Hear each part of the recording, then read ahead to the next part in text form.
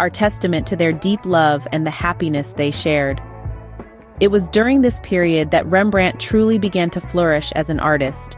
His reputation expanded beyond the borders of Holland, and he became a sought-after portrait painter.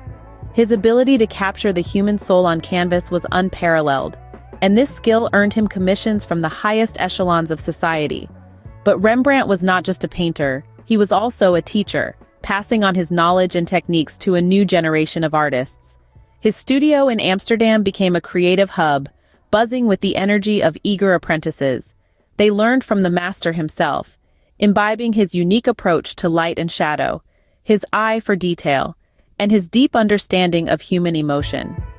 This was a time when Rembrandt's life and art were both in their golden phase.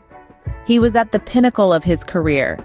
His personal life was filled with love and joy, and his art was a reflection of these positive influences. However, like the chiaroscuro he was so fond of using in his paintings, his life too had its shadows, which were soon to eclipse the bright spots. But that's a story for another time. For now, let's revel in the brilliance that was Rembrandt during his golden years. But the sun doesn't shine forever, does it? Just as Rembrandt's art was known for its play of light and shadow, so too was his life marked by periods of brightness and darkness. In the midst of his flourishing career, Rembrandt was met with personal tragedies that would break the heart of any man. His beloved wife, Saskia van Eilenberg, the muse behind many of his masterpieces, succumbed to illness and left him a widower. The loss was profound, leaving a void that was hard to fill. But the wheel of misfortune was not done turning for Rembrandt. He and Saskia were blessed with 4 children, but fate was cruel, and only one, Titus, survived infancy. The death of his children was a blow that shook Rembrandt to his core, casting long, dismal shadows over his life. Yet, it was not just personal loss that marked this period of Rembrandt's life. Financial struggles began to mount, as the artist was known more for his spending than for his saving. He lived a life of luxury, collecting art and rarities from around the world. But this lavish lifestyle came at a hefty price. Eventually, the weight of his debts led to bankruptcy. His house, his precious collection of art and curiosities, his printing press, all were sold off in a public auction. His life, once so full of light and color, seemed to be reduced to shades of gray. But through all these trials and tribulations, Rembrandt's spirit remained unbroken. He continued to create, to paint, to etch, and to draw. His personal struggles seeped into his art, adding layers of depth and emotion that still captivate us to this day. His art became a testament to his resilience, a beacon of light in the darkest of times. His mastery over light and shadow was not just evident in his paintings, but in his life as well. Life wasn't always kind to Rembrandt, but he never let it tarnish his art. Despite everything, Rembrandt's spirit remained unbroken. As Rembrandt van Rijn navigated the choppy waters of his later years, he found solace in the one thing that had always been his refuge: his art. The trials of life did not deter him. Instead, they served as an impetus, pushing him towards an even deeper exploration of his craft. His style evolved, becoming bolder, more abstract, and intensely emotional.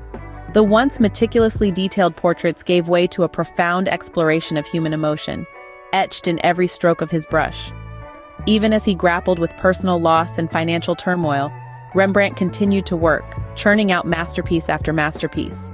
He painted until the very end, his last work, Simeon with the Christ child in the temple, left unfinished at his death. On the 4th of October, 1669, Rembrandt breathed his last. His death marked the end of an era, yet it was just the beginning of his enduring legacy. Buried in an unmarked grave at the Westerkerk, Amsterdam, Rembrandt might have left the world in obscurity, but his art ensured he would never be forgotten. Over 3 centuries after his death, Rembrandt's influence continues to reverberate through the hallowed halls of the art world. His innovative use of light and shadow, his mastery of detail, and his unparalleled ability to capture the human soul on canvas remain unmatched.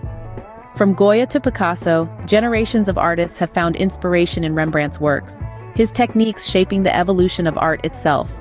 Today, Rembrandt's paintings adorn the walls of the world's greatest museums, a testament to his timeless appeal.